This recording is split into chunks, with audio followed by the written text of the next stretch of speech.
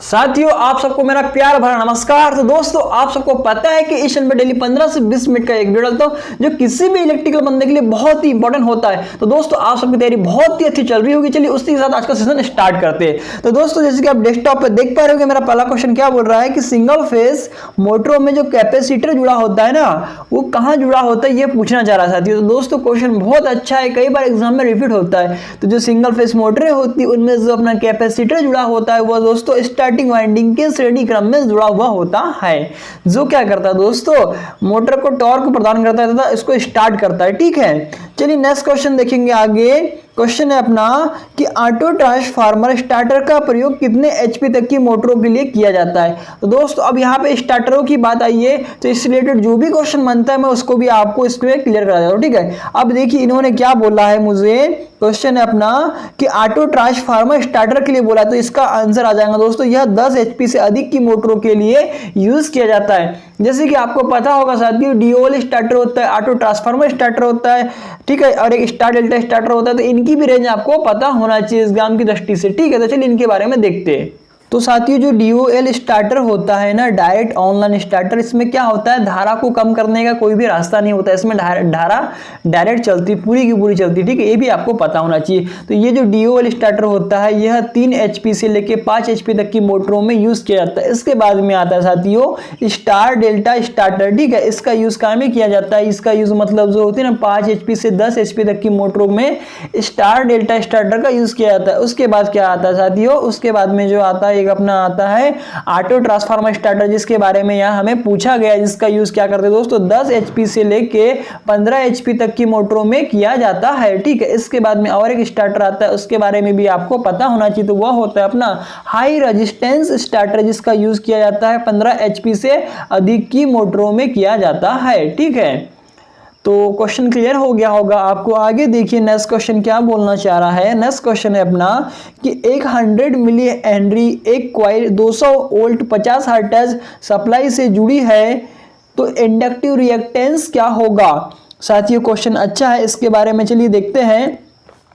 तो inductive reactance Excel बराबर क्या होता है, इसका फॉर्मूला होता है, इसके बारे में आपको पता होना चाहिए। तो एक्सेल बराबर क्या हो जाएगा दोस्तों, 2πfl हो जाएगा। ठीक है, एफ क्या है फ्रीक्वेंसी, एल क्या है इंडक्टेंस, पाई क्या है, पाई तो पता है ना आपको, इसका मान होता है 22/7। ठीक है, 2 का इंटू हो जाएगा इसमें। ठीक है, तो चलिए इस फार्मूले में इसका मान को भर देते हैं। किसके मान को भर देते हैं, यहाँ पे क्या दिया हुआ है देखिए, 100 मिली हेनरी दिया हुआ है, मतलब कि 10⁻³ हो जाएगा ना, है क्या नहीं, क्योंकि मिली में दिया हुआ है। ठीक है, तथा 50 हर्ट्ज की फ्रीक्वेंसी दी है, जिसकी इकाई क्या होती है, हर्ट्ज होती है। ठीक है, तो चलिए इसके मान को यहाँ पे पुट कर देते हैं। ठीक है, तो जैसे कि आप देख पा रहे होंगे यहाँ पे दोस्तों एक्सेल बराबर आ जाएगा। ठीक है, 2 इंटू के जो पाई होता है ना, उसका मान कितना होता है, 3.14 होता है, आपको पता ही होगा। इंटू कितना हो जाएगा, फ्रीक्वेंसी कितनी दी है, 50 दी है, इंटू कितना हो जाएगा, एल कितना दिया हुआ है, 100 मिली हेनरी दिया हुआ है। तो इसको 100 बटे में इसको 1000 लिख सकता हूँ ना, क्योंकि -3 है। ठीक है, ऊपर में तो देखिए इसका 1 0 2 0 3 0 1 2 3 0, तो यह कैंसिल हो ही जाएगा। ठीक है, ये कितना हो जाएगा, 5 दूनी 10 हो जाएगा। ठीक है,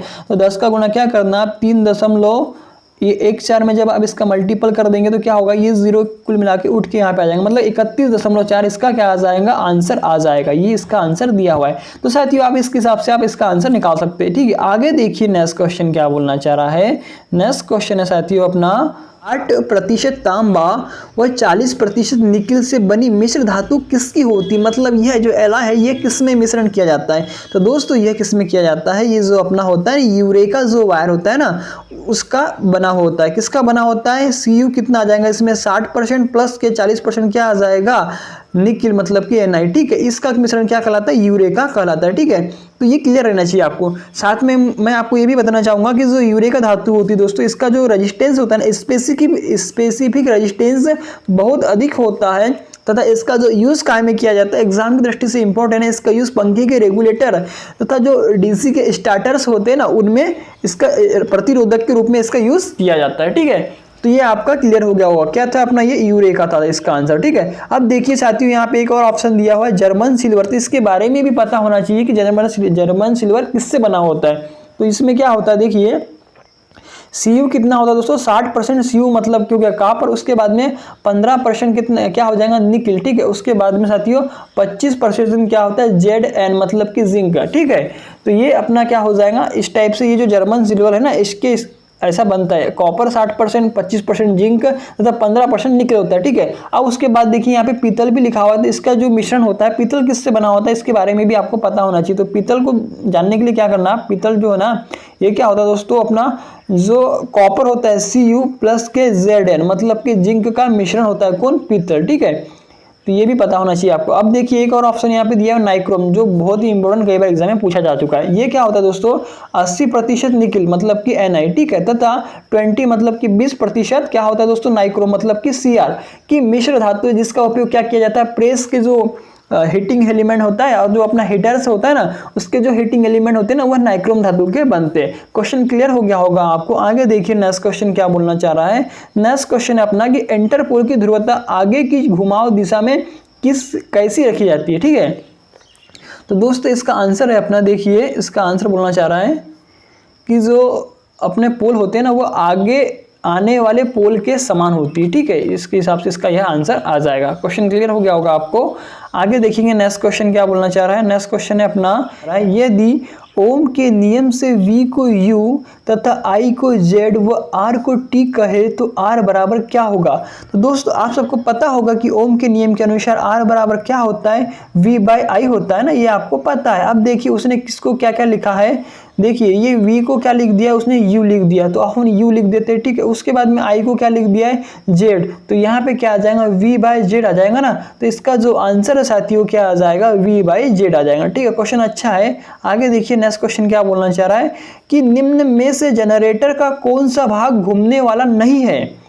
तो देखिए आर्मेचर वाइंडिंग घूमती है, आपको पता है कूलिंग फैन भी घूमता है, आर्मेचर कोर भी घूमती है, लेकिन जो अपनी फील्ड वाइंडिंग होती है ना डीसी जनरेटरों में वो क्या होता है साथियों, पोलों के ऊपर में लपेटी होती है, और जो पोल होते हैं ना वो स्थिर होते हैं, ठीक है। उसके ऊपर में क्या होती है, फील्ड वाइंडिंग होती है। तो वो यही पूछना चाह रहा है कि कौन सा भाग घूमने वाला नहीं है, ठीक है। तो वह है फील्ड वाइंडिंग, ठीक है। क्वेश्चन क्लियर हो गया होगा। आगे देखिए नेक्स्ट क्वेश्चन क्या बोलना चाह रहा है। नेक्स्ट क्वेश्चन है कंड्यूट पाइप में तारों को डालने के लिए प्रयुक्त होने वाले तार को क्या कहते हैं। जैसे कि आप सबने देखा होगा जब घरों की वायरिंग की जाती है कंड्यूट वायरिंग, तो उसके अंदर में मतलब वायर डाले जाते हैं, तो वो किस वायर, एक वायर होता है स्प्रिंग नुमा होता है, उसको क्या बोलते हैं दोस्तों, तो उसको बोलते हैं फिश वायर बोलते हैं, ठीक है। जिससे क्या होता है हम आसानी से वायर को अंदर में खींच सकते हैं, ठीक है।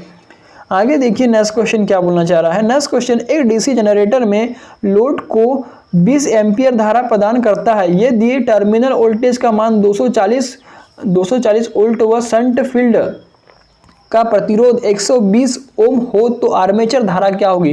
तो दोस्तों देखिए पहली बात तो हमको उसने क्लियर कर दिया है कि वो जो जनरेटर है वो क्या है, शंट फील्ड है, मतलब कि जो जनरेटर कौन सा है अपना, शंट जनरेटर है, ठीक है, ठीक है। उसी में तो शंट फील्ड वाइंडिंग होगी ना शंट जनरेटर होगा।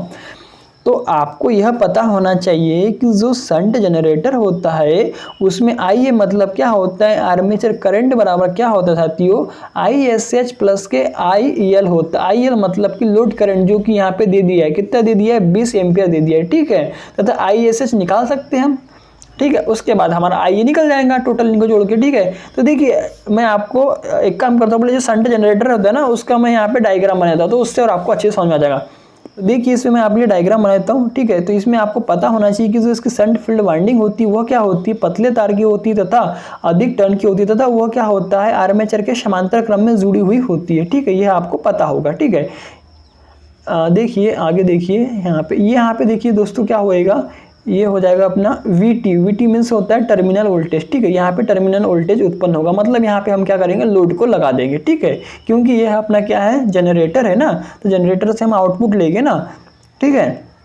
ये देखिए ये इजी हो जाएगा, इजी मतलब क्या हो जाएगा, जनरेटेड EMF यहाँ आर्मेचर में, ठीक है। और ये क्या हो जाएगा दोस्तों, RSH मतलब कि शंट फील्ड का रेजिस्टेंस हो जाएगा। अब देखिए यहाँ पे ये जनरेटर है, इसीलिए देखिए यहाँ क्या आ जाएगा अपना IA इंटू के आर ए हो जाएगा। ठीक है, ये तीर का निशान देखिए दोस्तों, इधर में एक जाएगा और ये देखिए ये इधर में भी एक जाएगा, इधर में एक जाएगा उसको बोलते आई एल मतलब कि लोड करंट, और इधर में जो जाएगा उसको बोलेंगे हम क्या बोलेंगे आई एस एच मतलब कि शंट फील्ड की करंट, और ये क्या हो गया अपना रेजिस्टेंस हो गया क्या का आर एस एच मतलब कि शंट फील्ड का। ठीक है, और ये अपना क्या हो गया आर्मेचर हो गया। ठीक है, और ये अपना टर्मिनल वोल्टेज यहाँ पे लोड लगा देंगे। ठीक है, और ये इजी ये देखिए ये इजी मतलब कि जनरेटेड ईएमएफ। अब देखिए इसका फॉर्मूला क्या बनेगा, हमको क्या पूछा है आर्मेचर करंट पूछा ना, तो आई ए बराबर क्या होगा, देखिए कहाँ जा रहा है, ये ऊपर जा रहा है, किधर किधर जा रहा है आई एस एच, तो चलिए यहाँ पे लिख दीजिए आई एस एच लिख दीजिए, आई एस एच बराबर क्या हो जाएगा, ये इधर जा रहा है, फिर मतलब कि आई एल मतलब कि लोड करंट। ठीक है, तो हमको लोड करंट दे चुका है, कितना दे चुका है 20 एम्पियर दे चुका है, आपने यहाँ पे क्वेश्चन पढ़ लिया होगा। अब हम क्या निकाल लेते हैं आई एस एच निकाल लेते हैं, तो देखिए आई एस एच बराबर क्या हो जाएगा साथियों, आई एस एच बराबर, तो आई मतलब क्या होता है आई बराबर वी अपन आर होता है ना, तो आई क्या हो जाएगा इसमें terminal voltage, I S H बराबर वी टी मतलब टर्मिनल वोल्टेज बटेगी आर एस एच मतलब कि जो इसका रेजिस्टेंस है। ठीक है, तो देखिए टर्मिनल वोल्टेज कितना दिया है 240, आर एस एच कितना दिया है 120, आप जब इसमें भाग दे दीजिए देखिए कितना है अपना 240 अपन कितना हो जाएगा 120। ठीक है, 0 से 0 कैंसिल हो जाएगा, 12 दूनी 24 मतलब कितना आ जाएगा दोस्तों 2 एम्पियर आ जाएगा। ठीक है, तो ये 2 एम्पियर अभी आ गया। ठीक है, तो अपने को क्या निकालना था, आई ए निकालना है ना, आई एस एस का मान कितना है 2 आया, और जो अपना आई एल मतलब कि लोड करंट दिया हुआ है कितना दिया हुआ है 20 दिया हुआ है, तो आई ए बराबर क्या हो जाएगा 22 एम्पियर हो जाएगा ना इसका आंसर। ठीक है, तो देखिए इस टाइप से आप इसका आंसर निकाल सकते हैं, तो इसका आंसर आ जाएगा साथियों 22 एम्पियर। तो दोस्तों क्वेश्चन आपको समझ आ गया होगा। ठीक है, आगे देखिए नेक्स्ट क्वेश्चन क्या बोलना चाह रहा है, नेक्स्ट क्वेश्चन है अपना कि किस मोटर का जो पावर फैक्टर होता है ना सबसे अधिक होगा। तो यहाँ पे देखिए एक तो कैपेसिटर स्टार्ट कैपेसिटर रन होती तो उसका इन सबसे अधिक होता है, लेकिन यहाँ पे क्या बोला उन्होंने स्थायी कैपेसिटर दिया जिस प्रकार से यहाँ पे ऑप्शन दिया हुआ है। ठीक है,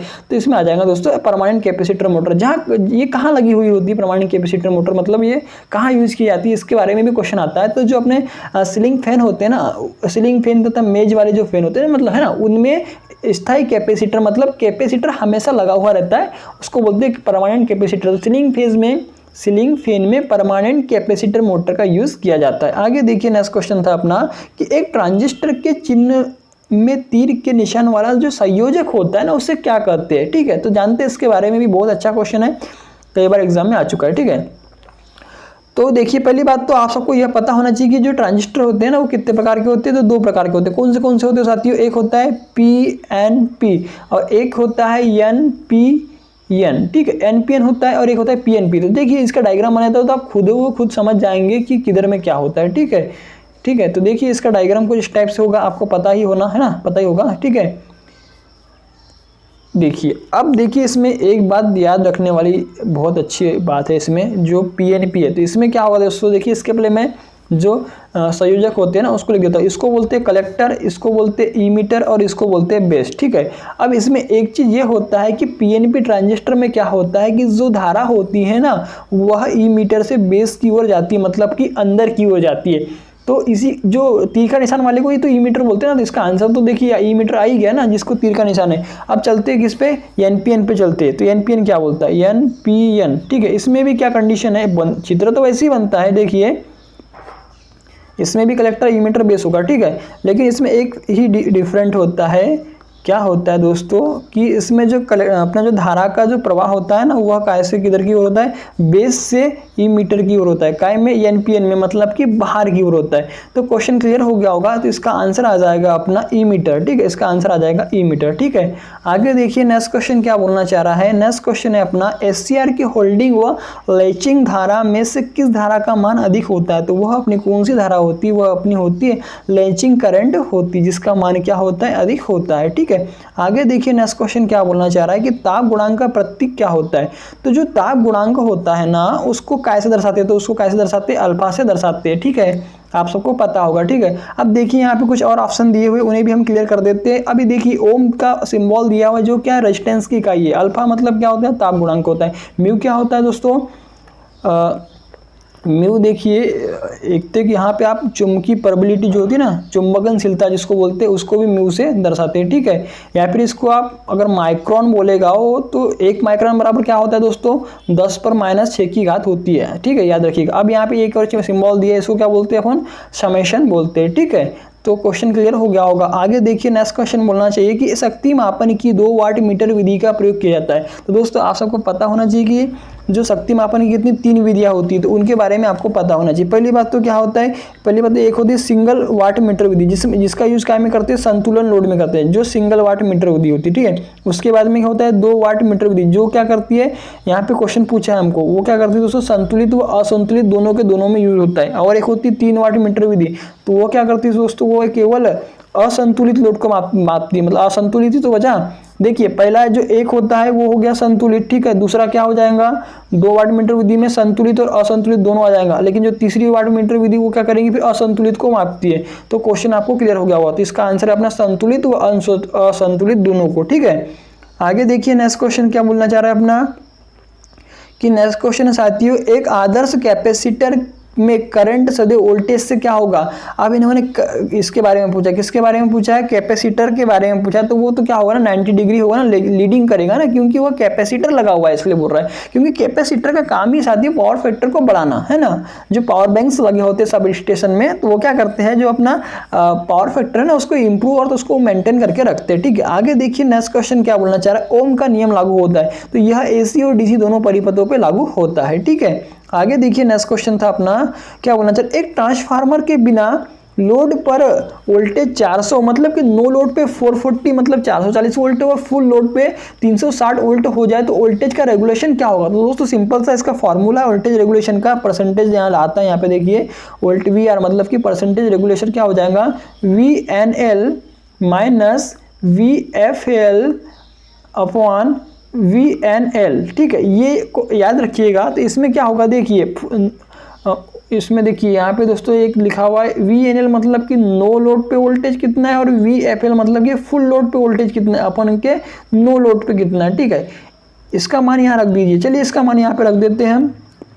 VR मतलब कि क्या हो जाएगा दोस्तों, वोल्टेज रेगुलेशन कितना आ जाएगा, इसमें देखिए 440 है, ठीक है, माइनस कितना आ जाएगा 360 दिया हुआ जैसे कि आप मेरे क्वेश्चन में देख पा रहे हो, ठीक है। अपॉन कितना हो जाएगा साथियों 440 मतलब कि नो लोड पे, ठीक है। अब इसमें से इसको जब आप माइनस कर देंगे तो कितना आ जाएगा आपका 80 आ जाएगा, ठीक है। इंटू यहाँ पे क्या आएगा दोस्तों 100 आ जाएगा, ठीक है, क्योंकि ये परसेंटेज में है, ठीक है। तो ये 80 और वो 2 जीरो किसके 100 वाले के कितना हो जाएगा 8000 हो जाएगा ना, बटे कितना आ जाएगा 440। तो आप इसका इसमें भाग दे दीजिए, तो जो आपका आंसर आ जाएगा साथियों कितना आ जाएगा, देखिए 18.18% इसका आंसर आ जाएगा। तो क्वेश्चन क्लियर हो गया होगा। आगे देखिए नेक्स्ट क्वेश्चन क्या बोलना चाह रहा है, 0.4 हेनरी की एक कुंडली का 220 वोल्ट 50 हर्ट्ज सप्लाई पर प्रेरक की प्रतिघात मतलब कि इंडक्टिव रिएक्टेंस क्या होगा। तो अभी थोड़ी देर पहले बताया था मैंने कि इंडक्टिव रिएक्टेंस बराबर क्या होता है, 2πfl होता है ना, ठीक है। 2πfl बराबर होता है, तो ठीक है। तो 2 इंटू के पाई का मान कितना हो जाएगा 3.14 इंटू के कितना फ्रीक्वेंसी कितनी दी हुई 50 डी है, ठीक है। अब ये देखिए 4 हेनरी दिया, मतलब 4 मतलब कितना दिया, माइनस नहीं दिया हुआ दोस्तों, इसमें देखिए 0.4 हेनरी दिया है, तो मैं इसको 4/10 लिख सकता हूँ ना, ठीक है। 1 0 से 1 0 कट जाएगा, ये इसका गुना हो जाएगा, ठीक है। 5 चौक 20 और 20 दूनी कितना 40, 40 का गुना इसमें कर देना, किसमें 40 मतलब कि देखिए क्या हो जाएगा आपका, ये साथियों देखिए कितना आ रहा था अपना 40 इंटू का कितना था वो 3.14 था ना, ठीक है। इसका मल्टीपल कर दीजिए तो आपका आंसर आ जाएगा, ठीक है। तो देखिए 0 को एक कम करिए यहाँ पे उतार दीजिए, फिर कितना 4 4 16, 16 की 6 हाथ की कितनी आ गई 1 आ गई, ठीक है। अभी 4 का 4 4 और 1 कितना हो जाएगा 5, ठीक है। और 4 3 12, ठीक है 12। अब यहाँ कितने 2 दशमलव लगे, तो ये 2 दशमलव के बाद में यहाँ पॉइंट लगा, तो मतलब 125.60 इसका क्या आ जाएगा आंसर। तो देखिए यहाँ पे कोई आ रहा होगा तो ये आ रहा है 125.60 मतलब, ठीक है। तो ये इसका आंसर आ जाएगा, ठीक। क्वेश्चन क्लियर हो गया होगा। आगे देखिए नेक्स्ट क्वेश्चन क्या बोलना चाह रहा है कि डिस्ट्रीब्यूशन जो ट्रांसफार्मर होता है ना कि प्राइमरी वाइंडिंग जुड़ी हुई होती है। जो डिस्ट्रीब्यूशन ट्रांसफार्मर होता है उसमें क्या होता है साथियों, जो उसकी प्राइमरी वाइंडिंग होती है वह डेल्टा में जुड़ी हुई होती है, तथा जो सेकेंडरी वाइंडिंग होती है वह अपनी काय में जुड़ी होती है, स्टार कनेक्शन में जुड़ी हुई है, ताकि हमको क्या मिल सके, न्यूट्रल पॉइंट मिल सके घरों पर, ठीक है, 3 फेस में और सिंगल फेस में, ठीक है। क्वेश्चन क्लियर हो गया होगा। तो इसका आंसर है अपना यहाँ पे इसको दोस्तों दिया हुआ है डेल्टा में, ठीक है।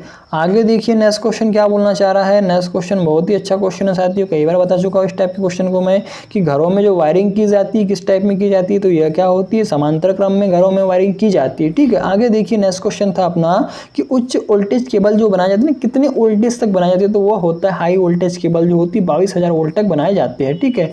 आगे देखिए नेक्स्ट क्वेश्चन क्या बोलना चाह रहा है साथियों। नेक्स्ट क्वेश्चन है अपना देखिए कि मेन स्विच को आप किए बिना निम्न में से कौन सा टेस्ट किया जा सकता है, तो यह होता है पोलैरिटी टेस्ट को टेस्ट किया जा सकता है, ठीक है। आगे देखिए नेक्स्ट क्वेश्चन नेक्स्ट क्वेश्चन बोलना चाह रहा है कि ट्रांसफार्मर रेशियो का जो प्रतीक होता है ना वो किससे दर्शाते हैं, तो उसको कैसे दर्शाते हैं आप सबको पता होगा, उसको के से दर्शाते हैं। ठीक है, तो क्वेश्चन क्लियर हो गया होगा। आगे देखिए नेक्स्ट क्वेश्चन क्या बोलना चाह रहा है दोस्तों, रिपीट हो गया क्वेश्चन फिर से एक बार। क्या बोलना चाहते हैं, DOL स्टार्टर का उपयोग कितने HP तक की मोटरों के लिए किया जाता है। तो दोस्तों यही क्वेश्चन अपना जो 2016 की जो एग्जाम हुई थी ना TO की, सेम यही क्वेश्चन वहाँ पे रिपीट हुआ था। ठीक है, तो मैंने आपको अभी जितने भी स्टार्टर होते हैं 4 प्रकार के, आपको मैंने उसके बारे में बता दिया। ठीक है, अब इन्होंने क्या पूछा, DOL डायरेक्ट ऑनलाइन स्टार्टर का जो होता है कितने HP तक की मोटरों के लिए यूज़ किया जाता है। तो दोस्तों इसका यूज़ किया जाता है अपना जनरली जो अपना 5 HP से कम की मोटरों, ठीक है 5 HP से कम, मतलब कि इसका आंसर है 3 से 5 HP तक होता है, इसलिए यहाँ पे देखिए 5 HP से कम। ठीक है, क्योंकि 5 HP से अधिक तो आएगा नहीं, 10 HP भी नहीं आएगा और 10 HP से अधिक भी नहीं, तो इसके लिए जो सूटेबल यहाँ पे जो बन रहा है वही आएगा 5 HP से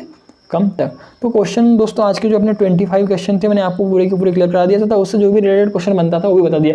तो साथ ही इसी टाइप की वीडियो देखने के लिए इस चैनल को जरूर सब्सक्राइब करें, तो दोस्तों को भी शेयर करें। तो दोस्तों आप सबको मेरा प्यार भरा धन्यवाद।